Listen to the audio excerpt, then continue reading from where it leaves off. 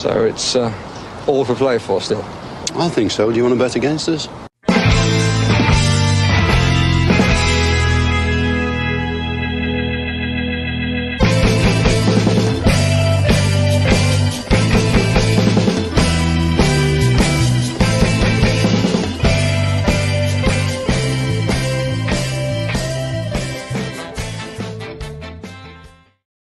Hello, Aston Villa fans, and welcome to For the Love of Paul McGrath podcast. Ticking fast, as we said last night, or as I said last night in the post-match for Southampton, and we've got Leipzig coming up tomorrow at 8 o'clock, Paddy. Sore subject, Leipzig. I was considering not even getting you on, just, considering you're only, yeah, I won't bring it up too much. I won't relive all the memories there of not getting a ticket, and this is the one you, dear Mac, you wanted to go to. Yeah, what killed me is these are printed home tickets, and I have a feeling we're going to see some empty seats there, and I could have had my bottom in one of them. But anyway, that's life.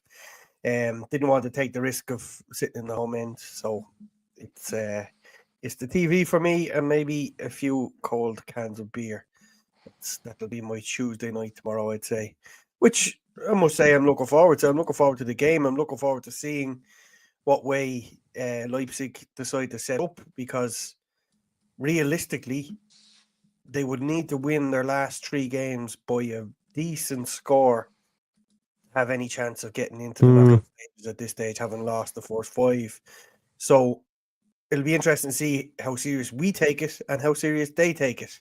I am expecting changes, but it'll be interesting to see how they line up, and if they decide to rest their stars, or if they decide to absolutely go for it. So it'll be interesting. Yeah, I think so. Excuse me, I think so too. They have a lot of injuries, Leipzig as well. So it's not exactly a case of where they can be picky and choosy about who they start. There's a couple of people or they have injuries within their camp currently at the moment. So Leipzig themselves are 4th in the Bundesliga.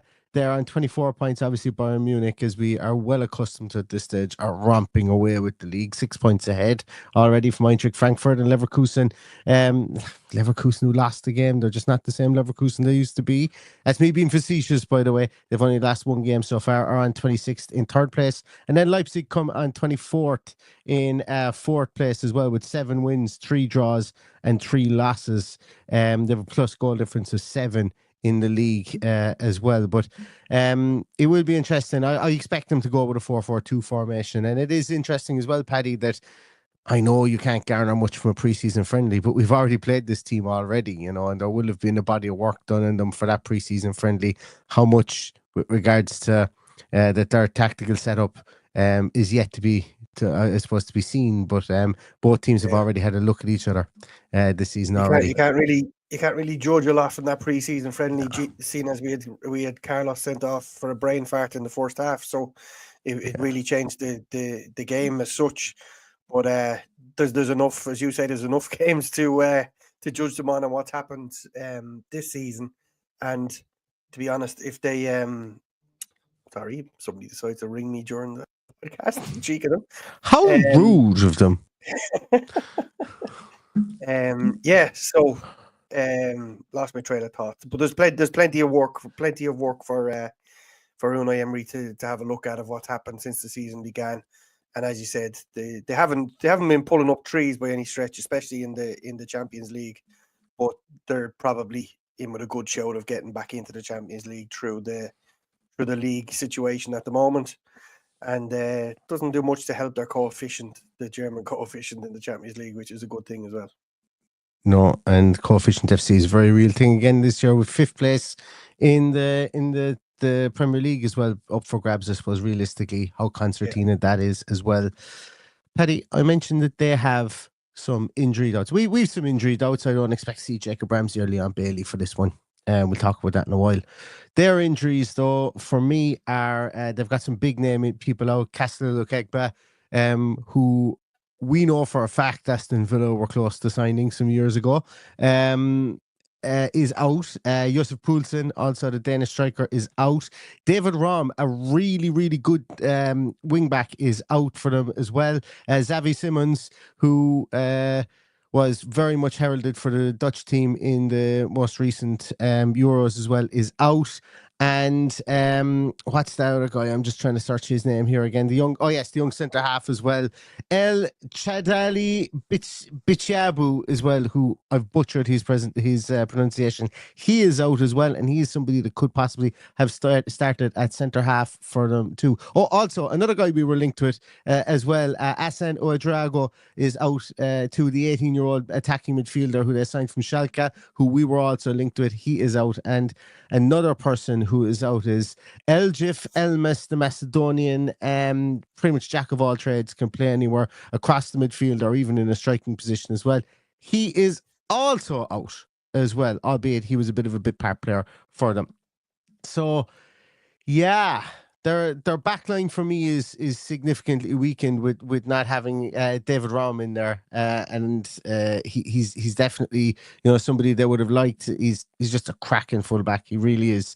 He can do everything really, really well, and it looks like he's not going to be there at the weekend. So that is a big plus point. Or sorry, at the weekend, tomorrow night, should I say? That is a massive plus point for us. Along with the attacking impetus of Xavi Simons and Yusuf Poulsen coming off the bench as well for them, not being there too. So I think that is a positive for Aston Villa, not having those players in the team. But Leipzig have a conveyor belt. They really do, whether it comes from RB Salzburg or whether it comes from Liefering as well in their feeder clubs. They just have a conveyor belt of young talent there, and I'm sure that somebody will be unearthed to pop into one of those positions and take up the mantle as well. Yeah, they've plenty of talent, plenty, and you haven't even mentioned Openda, who seemed to really roil up a lot of Villa players in that friendly as well. So I'm not looking forward to seeing what he does at the weekend. Another one that we probably regret not getting over the line was Gertrude, who's played right across the back four since joining RB Leipzig. Played at left back, played right centre half, played at right back. He just does so many jobs for them.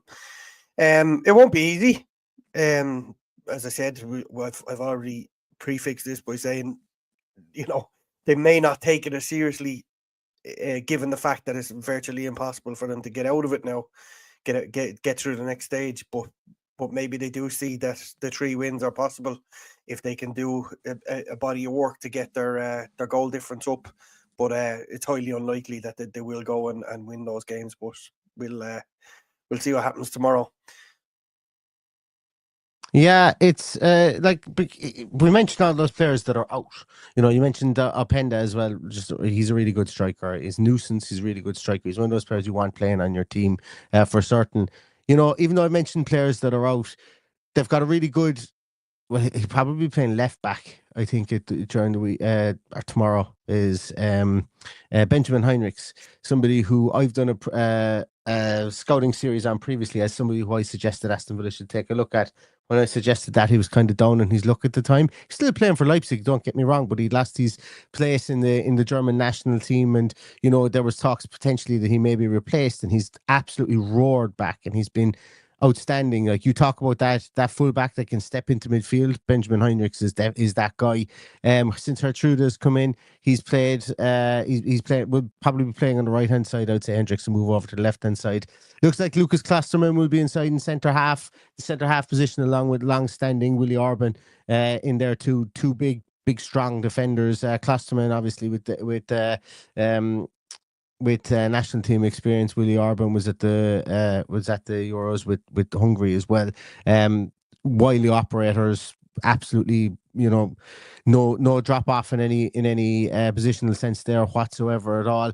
Midfield, then the one guy that I'm really interested in seeing and hoping I see him on his arse all the time and not doing too much is Antonio Nusa on the left hand side there.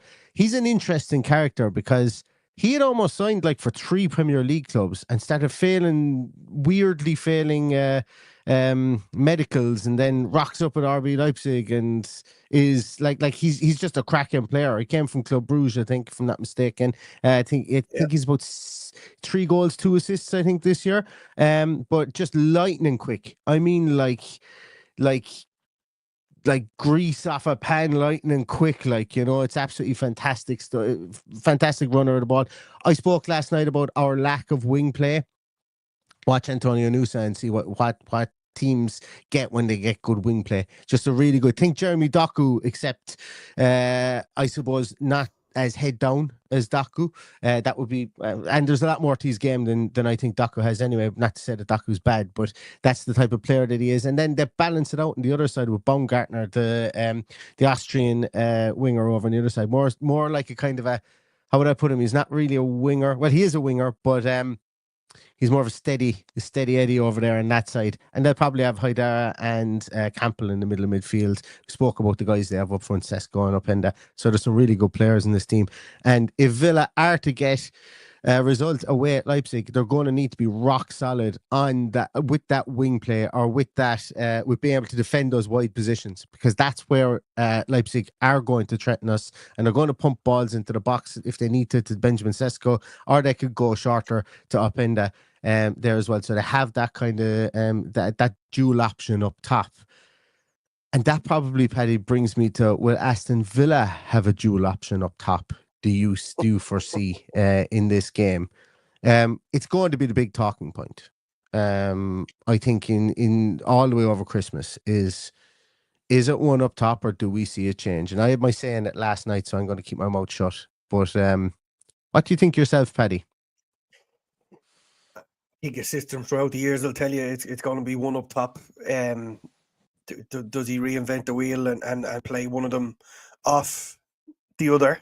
It's unlikely in John Duran's case. I think he the only likely place he's going to play is right up front on his own. Could Ollie Watkins play off the left? He has done in the past for Brentford, not so much for us. I don't envisage we play both of them together. I think he rested Ollie Watkins at the weekend for this one on Tuesday, and we got over the line. I think Ollie Watkins starts on tomorrow night, and we see Duran come off the bench at some stage. Hopefully that's the case where we're home and dry. But I just can't see the two of them playing up front together unless it's a two-legged game that we need to go and win the second leg and score lots of goals. I don't know. I just can't see it. He doesn't seem to change his system. He has an opportunity at the moment to play three at the back, and he hasn't tried it yet. Excuse me. I think we both alluded to that in the past. That's how we'd see Tyrone Mings fitting into this system, but he has decided to rotate them as opposed to playing them together. So for me, it'll be one up top. It'll be the same four at the back. I think he'll probably play Konza just for his defensive qualities on that right hand side. As you say, the nifty winger. Baumgartner, a completely different operator, might play Digne in there to look after him, the cool head on him. So I think we've enough there to not have to worry about playing two up top for me. The big question is who comes in for Bailey, because we haven't seen enough yet from Jayden Philogene to say to me that he's capable of doing it at this level. We did see one brilliant performance against Bayern Munich, but since then it's been pretty poor and pretty average. So he needs to step up his game, as does John Duran, as does Nedeljkovic, as we heard from the manager last week. So does he give him another opportunity? He probably will. And that's how I see us more or less lining up. And then the midfield, I think he could go with Barkley in there. He's loads of options. Does he bring Onana back in from the cold? Probably not. And it will be cold. I think it's -1 at the time of kickoff tomorrow night. So it'll be it wouldn't be a great one to come back from injury and go in from the start. Yeah, I'm not going to second guess Emery's team. Like the piece I did last night, or when I was talking about it last night, was pretty much around how do you fix the wing play. But in this specific game, I also said it a couple of times during the podcast, going, look, he ain't going to do it. He's not going to. I actually could see him start the two up top tomorrow and go with that box midfield, but I don't think we're like, I can't see over the course of the rest of this season, unless things get like dicey at any stage, that he goes 3-5-2. And that's probably, like, based on the players that we have at the moment, that we could say, right, if we were to solidify certain areas and move, that's what you would do with the team, but it's not Unai's system, and that's the difference. That's the difference here. Is we're not playing Football Manager here, and I understand that when I talk about it. I'd like to see it, but I completely understand the fact that that you're not going to get it. You're unlikely to get it in this run of games anyway. He may start to trial it as the season goes on, maybe once or twice, maybe in game or something like that. But we're not going to get it, I would say, from the start tomorrow. Because he's very pragmatic in his approach, and that's the great thing about Unai Emery. That's why we say he's the professor. He's somebody that is able to utilize his equation to solve the problems that he sees in front of him, and that's the laudable part of him as a manager. There will come a time, he has said it, and I was just listening to Claret and Blue this morning, and I agree with John Townley. He has said that he wants to play the two of them up top, and there will come a time where he has to rule out whether it actually can happen or not. I spent a lot of time on last night's podcast, and it's very fair for people to say that when we've seen Watkins and Duran up top so far, it hasn't worked. I tried to look back. I've got a very unofficial number of about 90 or of about 108 minutes that they've played together up top, and that's the season so far. Sorry, I said 108, 168 minutes they've played up top. So it's less than 2 games together. And I think that's way too small a sample size. And some of the context of those was lumping on a second striker at times, So I think it's way too small a context. But I said that last night, so I'm not going to really get it again. I think you're right. I think it's Watkins up top. I think we might see a bit of a stranger midfield than we've seen previously, though. I think he will go some sort of box midfield with Rodgers or McGinn further forward. I just probably Rodgers further forward for this one. Maybe he brings in a McGinn, puts him on the right hand side. Maybe he brings a Barkley in there as well, and maybe he brings Onana in there too beside Tielemans. I could see Kamara getting rested for this one. If Onana is back. Yeah. I know we don't want to because he's been absolutely outstanding, but I could see him being rested for this one, because I'm also going to say something here that I think Unai Emery is probably looking at Forest at the weekend and going, okay, if we can go to Leipzig and get a draw against Leipzig and not come out of there without losing, we're still in a super spot in the Champions League. A win solidifies it. But I think he's probably looking to get points in both games, and I think Forest is going to be behind his agenda too. Do I agree with that? No, because I want him to go out and win this game. I still think we should be good enough to go and play against Forest, albeit them having a fantastic run at the moment. But once again, we can sit here and we can question probably the best manager we've had in the last 20 years at Villa Park. Or we can trust the process, or we can do both and see what happens. And that's what this whole podcast is about. So I think we'll see changes tomorrow. I think we will. Yeah, no, I'll have to agree with you. And should Onana be fit? Does he play Onana and Barkley and move Tielemans into that right hand side, which he has done, the right hand side of that box midfield? Possibly. It could be. We've got great change out of playing him there, and he's contributed to a number of goals and a number of chances last season. So that if you're going to go with that box midfield, that's what I would do, providing Onana is fit and ready to come back in there. I can see him playing. I can see this being a game for him. I can see potentially them trying to go a bit more, us trying to clog up that middle, obviously, as I say as well, if Noose is bombing down that left-hand side, crossing balls in, and Onana is playing a bit further back, with their odds like Benjamin Sesko, I can never remember his height. I always get him confused with another Slovenian striker, but I think Sesko is like up there 6'4", 6'5" mark as well. So like even just having somebody like that to defend from corners, he's a tricky customer. He's 4 goals in the Bundesliga so far. He's got 3 goals in the Champions League, and including international appearances, he's on 14 goals for the season so far. So he is a danger man for them, and they've got 2 danger men up top. So maybe we do see Onana back in there, just as that more natural replacement for Kamara, and maybe that's why he was just held out completely at the weekend, and didn't get any game time. Because I'm right in saying I didn't. He made the bench at the weekend, didn't he, Onana? He did. He did, yeah. He was. On the bench. He made the bench. Yeah. He's. I would go so far as to say he's locked in for Tuesday. If that's the case. 1.93 Benjamin Sesko. What's that in old money? I have 1.95 here at who scored. I don't know, but it's Probably it's not Peter Crouch anyway. Peter Crouch height, but it's probably what 6'2", 6'3", maybe. I would say at a quick guess, but still big He's a big boy, lad anyway. good player. Yeah, good Yeah. player, and he, as I say, he is our main goal threat. He's got 8 goals in 4 in the league, 3 in the Champions League, 1 in the DFB Pokal Cup. So that's his lot so far this season. Yeah, look, it's as you said, it's one to look forward to. It's one that I've put a pin in at the start of the season. They're not the team that I expected us to be playing from the point of view of results that they've gotten so far, because they've lost all their games. They lost to Celtic, but Villa don't play well away from home in Europe. And arguably we don't play well away from home in the Premier League either currently. But it's still it's going to be a real experience for them going out to Leipzig. The games are coming thick and fast, and we do have to keep that in mind. You know, the last 2 games have been pretty pedestrian at times. When we've become pretty pedestrian in those games, and you would hope that that's active management to some degree, but the old adage of, you know, you can't just turn it on when you need to turn it on. You have to stay tuned in for the whole 90 minutes, and you have to stay at a certain level for the whole 90 minutes. That will definitely be the case tomorrow night, I think, because of the pace that they have through the centre and with Openda up top as well. Yeah. One result to note that I failed to mention was they did score twice against Juventus, albeit they conceded 3 in that game.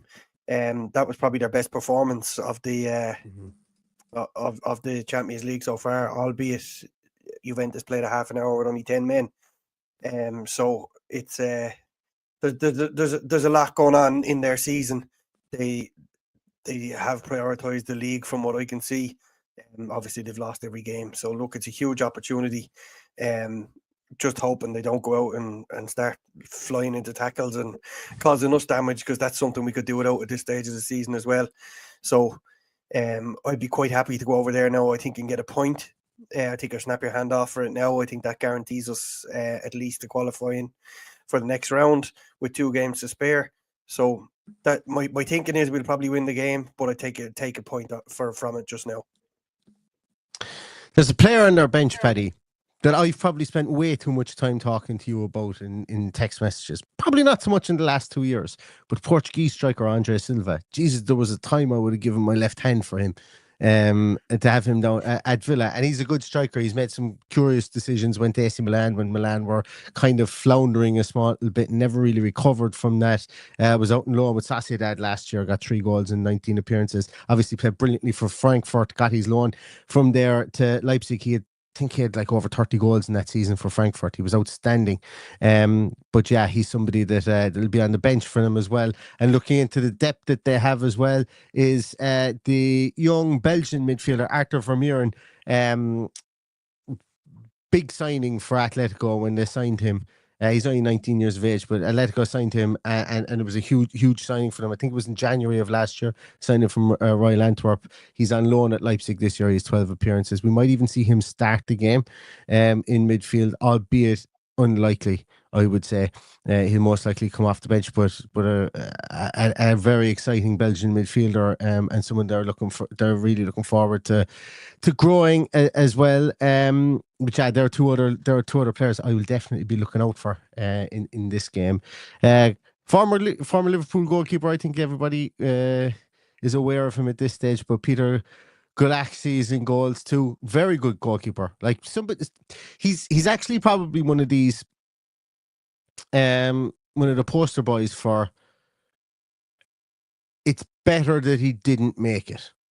When he didn't make it, if that makes sense. Like, it's better that you don't make it at Liverpool. He went out, he got some really good loans at Liverpool, and then he went out and went to the Austrian League, to Salzburg, and then absolutely tore up trees for 2 years there, and then moved on to Leipzig, you know. So he's a testament to a good career path, and he's looked at as one of the better goalkeepers in Europe now at the moment. Yeah, he's obviously fairly experienced at 34 years of age as well. So he has a lot to offer. He had a bit of a stinker in the game I watched against Celtic, but as you correctly say, he's a decent keeper, and he will make life difficult for us. Yeah, it's it's come around a bit too quick for my liking. It's everything is just happening all at once here. It only feels like yesterday we were playing a game and now we're into another one tomorrow. I know I had a hungover Sunday to deal with in between, but it feels like it was only yesterday. Is managing minutes now a huge thing for Unai Emery? As you correctly say, if we get something out of tomorrow, Forest is huge. I said before the last two games that they were pivotal games in our season, and I didn't care how the result came, and I stand over that what I said, because we ground out a result on Saturday, which was vital to our season. Those 6 points have made the table look a whole lot more easier on the eye than it was 8 days ago. So keep it going. Look forward to a decent game tomorrow night and onwards to Forest, which is going to be another decent challenge. And we haven't exactly done well at Forest since they came up. So it'd be a nice one to turn over the weekend. But one game at a time. Let's see what the maestro decides to pick when we do our Team 3 tantrum tomorrow, and we'll take it from there. Yeah. Matthew Smith says here, a few minutes behind, sorry, but Emi Buendia should get a start. Give him 60 minutes tomorrow. He could play the left or the right to help solve the Bailey problem. I think if we go with that box midfield that we spoke about, when Unai first came in, we played that, and he was very fond of Buendia being that point man behind Watkins, who would play in that position that would drop off and and pull defenders forward and pull defensive midfielders backwards, create that kind of consternation in that almost that secondary corridor of uncertainty that I can't remember what they call that channel, what the football hipster name for it is. Just having one of those mornings, but maybe he does that. I don't know. Like, has Rodgers usurped that position? Has Barkley usurped his usefulness within the team? But I'm not averse to Buendia getting a start in any game. Absolutely. Depends on how we would play him. Putting him wide right or wide left for me is not something I would consider. I have considered. If he does it, I'd be interested to see it. But I don't know, would he? But I would be interested to see it all the same. He's done it with John McGinn, and arguably you could say that Buendia has the same levels of industry and effort, albeit maybe not in the defensive side of things that McGinn has, but he can get around the field, Buendia, for sure. And there's no lack of industry with him. I think the biggest thing with Buendia is sometimes the ball tends to bounce off him at times, especially if he's under pressure. So maybe putting him out wide, if where you can get the ball to him, where he would potentially be under less pressure, could get turned and get his head up, might actually solve some of the things that we saw prior to him getting injured. But absolutely not averse to him playing at all. No way, shape or form. I think I'd actually be quite excited to see him shoehorned into the team some way.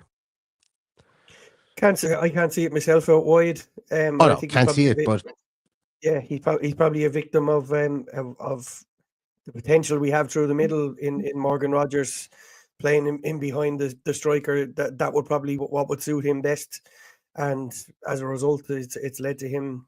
You know, we're now in the middle of December and he hasn't had much of a chance, but seems content on working hard to try and force his way in there. So maybe it is a game for him. Maybe it is the time that we see him starting, but. And look, he has a habit of doing this over the Champions League games where there's been a bolter, so maybe that is the one. Yeah, we didn't expect Tyrone Mings to be starting centre half against Bruges, and he did. Yeah. So you're right. There has been bolters in these games as well. And Matthew Smith said there's no risk playing him over Jayden, in his opinion. As you say, defensively is the only thing that would worry me. Is having the legs to get back there and do that defensive work on the wings that we need, especially in the Champions League and up against the pace that we're going to be up against. So, I can't see it, but if Unai thinks he's up for a job in there, go for it. I'm all for it. Yeah, and look, I suppose just. You know, it seems very like we're being very dismissive of Jayden Philogene. Again, I suppose that it could be labelled that in one. Like, it would be hypocritical of me to turn around and say, "Oh well, Watkins and Duran piece up top." I'm not fully on board with the fact they can't play together because of the amount of minutes that they have or haven't played together. I think with Jayden, it's probably been a difficult season for him with injuries. Every time he probably looked like he was going to do something, he got injured, albeit he hasn't been injured for a while. It is still, though, fair to say two things can be true at the same time. It's fair to say that he's been extremely safe in any time he's come on. We've very rarely seen him go skin a player. We've very rarely seen him, try and drag that ball into midfield or run at the diagonals. It seems to be very much hug the touchline and run up and run down and try and be diligent with your work rate. Sometimes that hasn't been there either. But when it clicks against Bayern Munich, he was fantastic, from that point of view too. So I still think we see Jadon Philogene-Bides at right midfield tomorrow.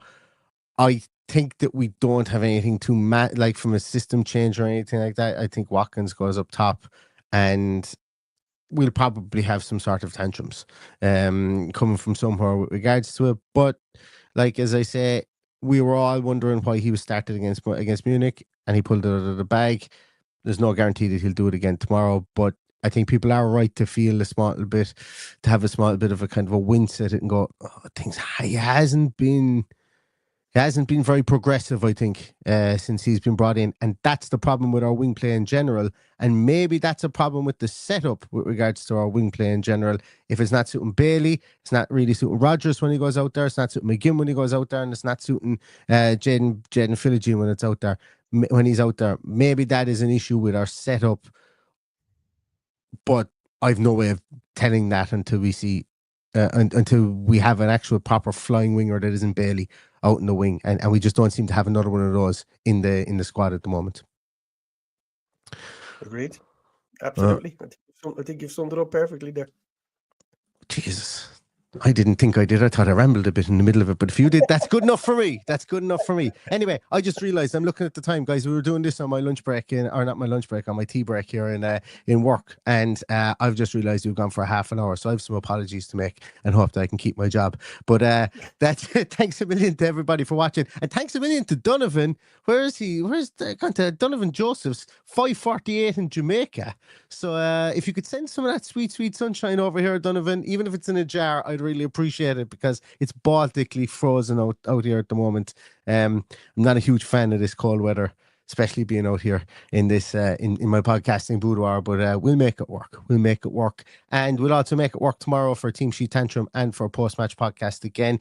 8 o'clock kickoff, so that means Team Sheet Tantrum will start around 6:45-ish. 6:45, and then the post match will be bang on the final whistle. So hopefully you will join us for that as well. But there's going to be a press conference. We'll find out more about how our team is going to set up. Press conference with Unai is pretty late this evening. I think it's around 3 o'clock or something. But we'll obviously be glued to that, and we'll have more information. Kick off, so it'll be just before training at probably tea time, our time. The normal procedure when you're playing away from home like that is that you train on the pitch at a similar time to what you're playing the following night to get used to temperatures and what have you, and the pitch itself. And if it's going to be -1 in Leipzig, for sure, that's definitely worth it. So we'll catch you tomorrow, guys, at 6:45-ish for Team Sheet Tantrum. And in the meantime, everyone, stay safe, stay healthy, and all that's left to say is up the Villa. Up the Villa.